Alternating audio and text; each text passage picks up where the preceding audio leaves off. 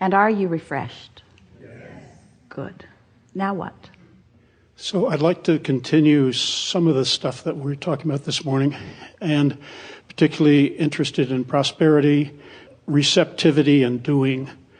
I have a tendency, I think, to go into the doing aspect. Yeah, you do.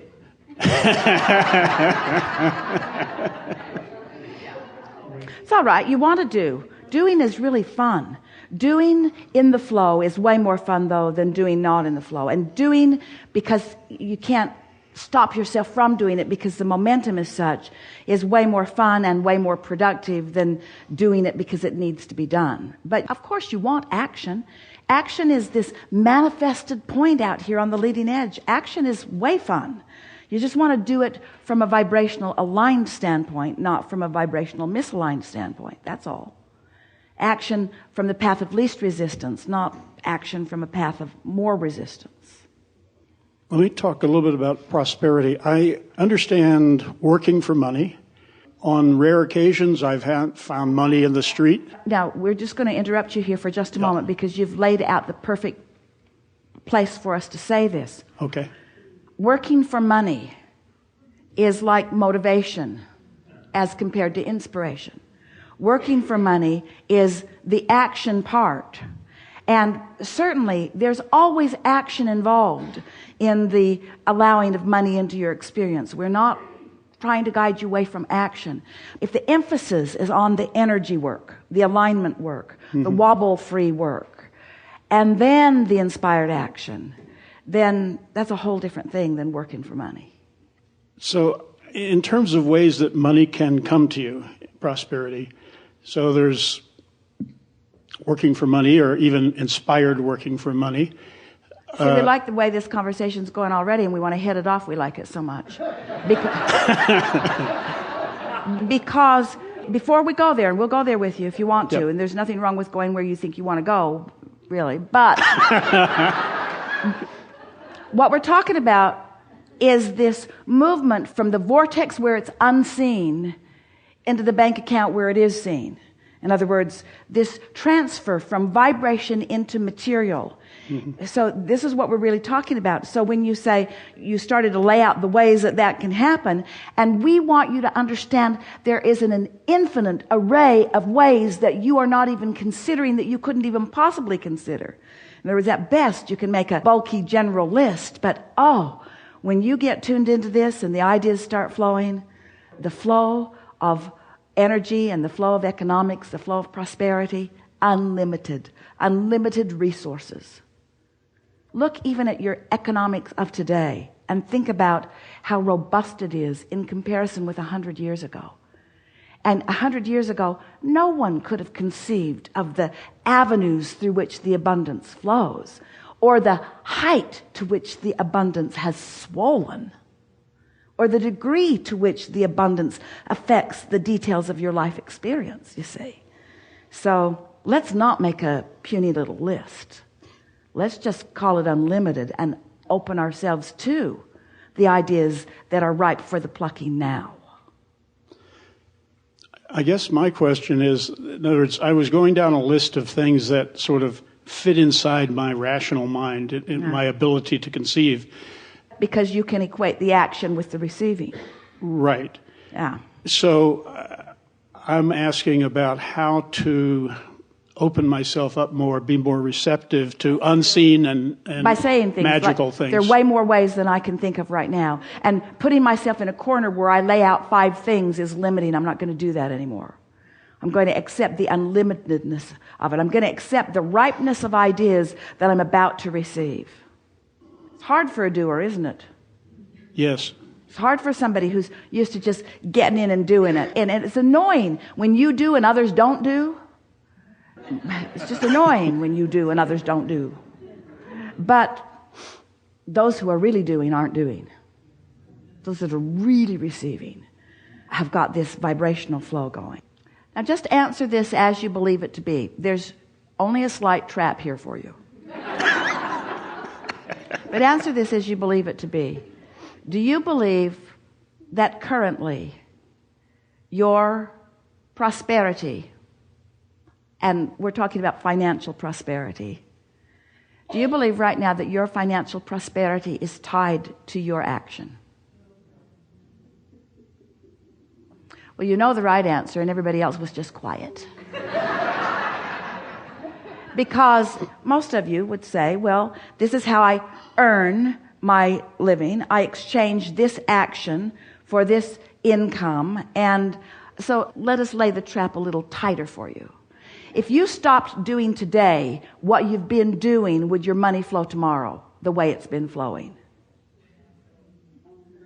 Is there anybody out there? If you didn't go to work tomorrow, would your money flow? And if you didn't go to work tomorrow, for those of you who, if you don't go to work tomorrow and don't do what you usually do, and your money doesn't flow, then what? Then what? In other words, does your money feel dependent on your action? Yes. So, thank you for being honest. Well, for most, that's normal in your economy of today, isn't it? That you have trained yourself or been hired to do something in exchange, or you've positioned yourself to do something in exchange. Economics is about that, isn't it? It's about providing service for one another. Aren't your economics all about your interaction with each other? Here's another question for you. If there was no one else on the planet, would your business or means of making money be necessary? If there were no one else to participate with you in any way, goods or services, would there be any reason for you to provide them? Can you step back far enough to acknowledge that your interaction with one another is what the basis of the economics is all about?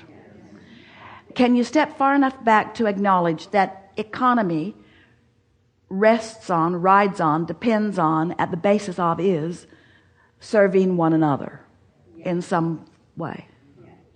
Do you believe that the ways to serve one another have all been figured out? No. Do you believe that there are desires in the ethers, on the minds, the lips, the hopes and dreams of the masses that are still to be discovered?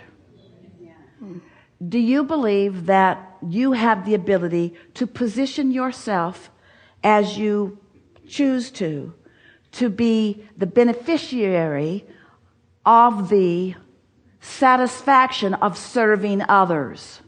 We tricked you, didn't we? Because what we want you to embrace first is that your economics and how they flow to you are about the energy that you are flowing outward to others. In other words, it's what you're offering, what you're receiving and what you're offering are the same.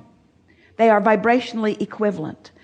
And if you can think in terms of the service that you're offering, now we offer that word carefully because you misunderstand it every time someone uses the word. But in this conversation that we're having, where we've agreed that economics is all about serving one another, in other words, it's what it all is, then as you acknowledge that your contribution, what you are offering to this mix, is of value to others, once you go there, now your understanding of economics is in a whole new place that can serve you in a whole new way. So now we'll ask you, are you there yet? Do you acknowledge that it is your service to others? So now, in what ways do you serve? You were going to make a short list a little while ago, but in what ways do you serve others? You serve others by getting energy flowing.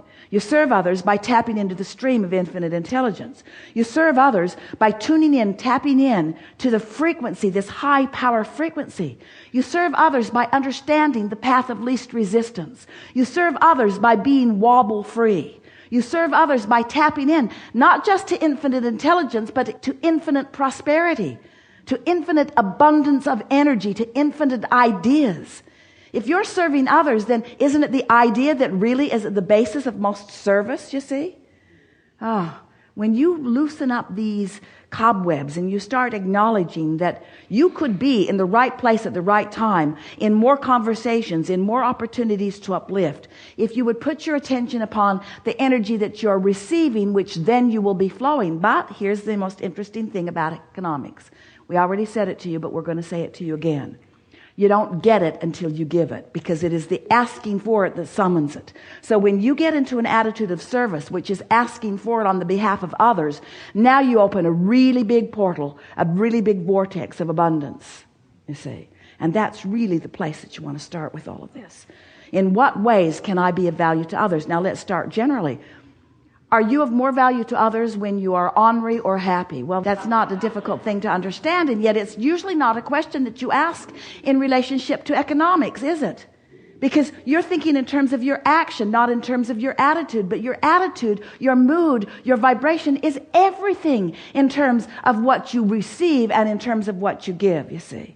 So if you're thinking in terms of being the portal through which all of this flows, do you acknowledge that the world is out there asking?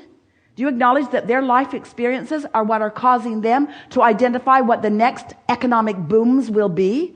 Do you know that there are economic booms in the vortex right now that haven't even been discovered by those who will feel the inspiration to provide the response to the boom that is being asked for?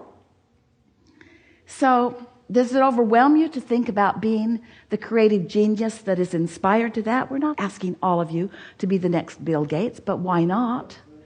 We're not asking you to be the next innovator of the next big invention, but why not? But what we are asking you to do is acknowledge that there is infinite energy flowing, and enough abundance will flow to serve you in the way that you are wanting to be served once you get into this flow of economics. It's all about energy, you see.